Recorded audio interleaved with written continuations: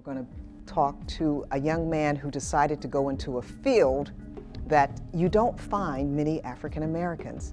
In fact, I've never even met a person who's in this field. So stay with us. We'll be right back. And you are making our day here on News 12 Connecticut's Our Lives by checking us out this weekend. I'm Gwen Edwards. Now, have you ever felt like a fish out of water as you pursued your life's dreams? Wait till you hear the life journey from my next guest, because he certainly did feel like a fish out of water. Brian B.J. James was born and raised in Port Chester, still lives there. It's right across the Connecticut border, but pursuing his dreams has taken him all around the world and even to prison twice. Brian talks openly about his life in his book, which is called The Nautical Negro, The Adventures of a Black Waterman. Brian, thank you so much for coming. Good afternoon. How are you? I'm good. I know you've heard this a lot. You're the first African-American surfer I've ever met.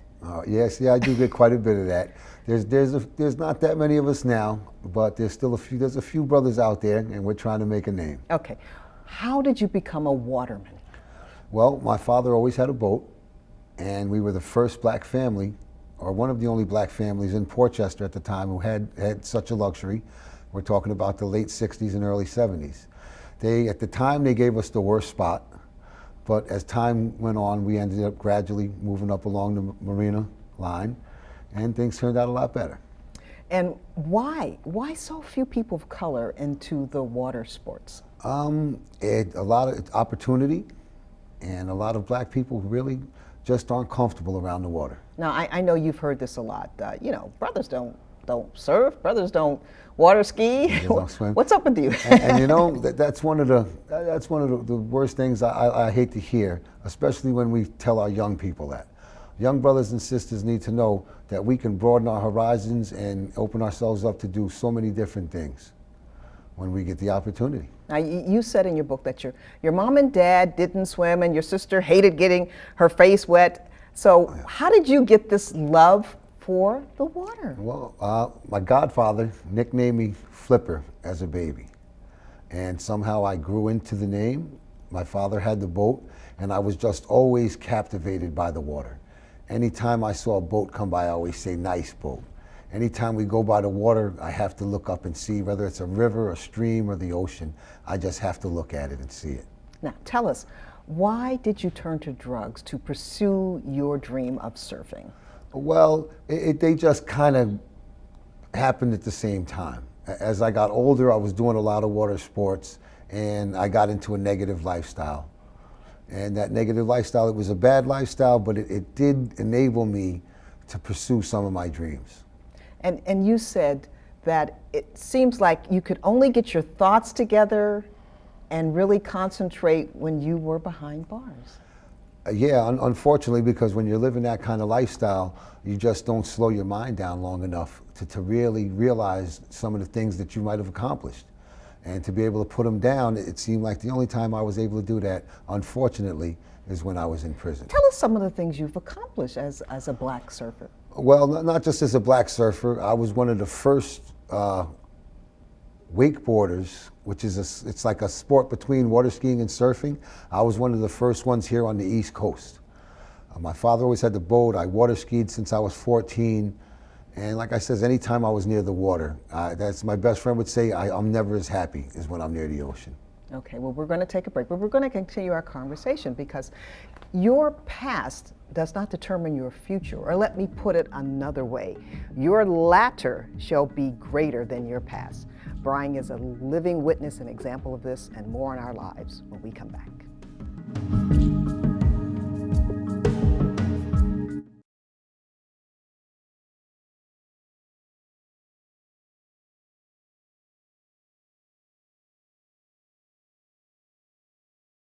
Did you know?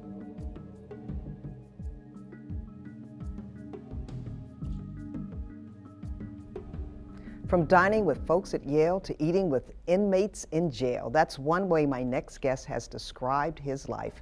Brian B.J. James is a native of Port Chester, New York, still lives there. His life's dream of being a surfer has taken him to exotic beach locations all over the planet. Brian describes the highs and the lows of his life in his book, The Nautical Negro, The Adventures of a Black Waterman.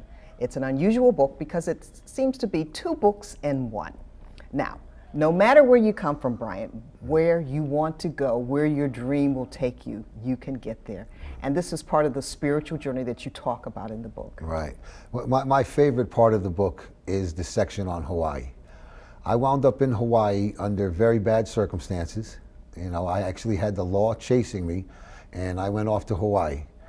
They looked for me, but they couldn't find me.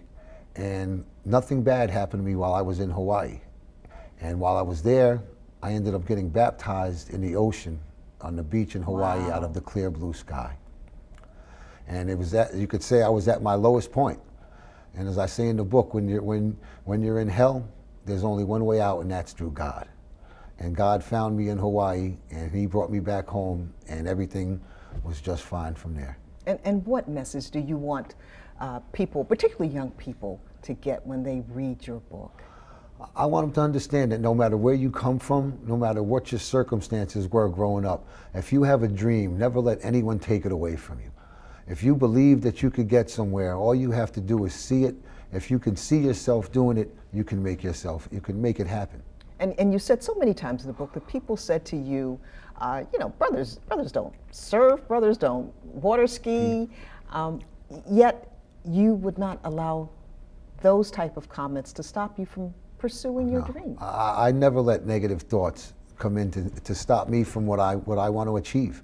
Since I was a little kid, even my mother and father, there were times where I wanted to do things and they couldn't understand it. But I had the desire and I had the passion to make it happen, and almost always did. And you say expand your mind, and that will expand your opportunities. Right, expand you have your to think beyond the NBA and the right. baseball and football and the things that we seem to be comfortable with, and go out of your comfort zone. In the book, I say that we can be more than just baseball players, football players, or rappers. We can be, just as we could be doctors and lawyers, we could also be skaters or surfers. And on that, there's a lot of money. This is what I'd like a lot of the parents of these young brothers and sisters to know, is that there's a lot of money. If you could look up Tony Hawk or Shaun White right now and look up how much money these young men have made in skateboards or snowboarding over the last 10 years, and it's probably more than Shaq and Kobe. That's amazing. Now, one of the things you have done, you've started a nonprofit foundation. Tell us about it. I started my nonprofit called Brothers on Boards. I saw a young brother, I used to live in Rockaway Beach, and I saw a young brother there on a skateboard. I asked him if he could do some tricks, and he told me that his board was broke. And I asked him to meet me at the surf shop about a week later, and his board was chewed up. So I bought him a whole new setup, and about 3 weeks later or so, he entered a contest, and that young brother won the contest. So I was very happy that I might have played a small part in his success. And what do you hope your foundation will do? Well, my foundation it's to try to get young brothers and sisters all over the world interested in board sports, or those that are already interested. I want to be able to supply all the gifts that they need to be successful: travel, good transportation, good training, perhaps? The training facilities and all the good equipment that usually the other people get that they don't have. And very quickly, we have about 10 seconds left.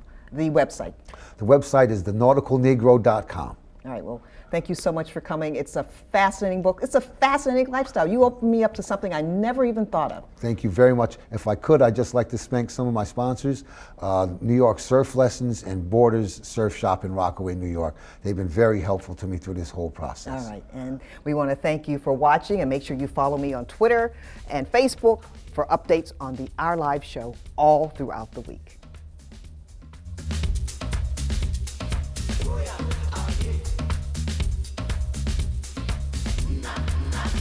Thanks for making our lives a part of your life. We will see you next time.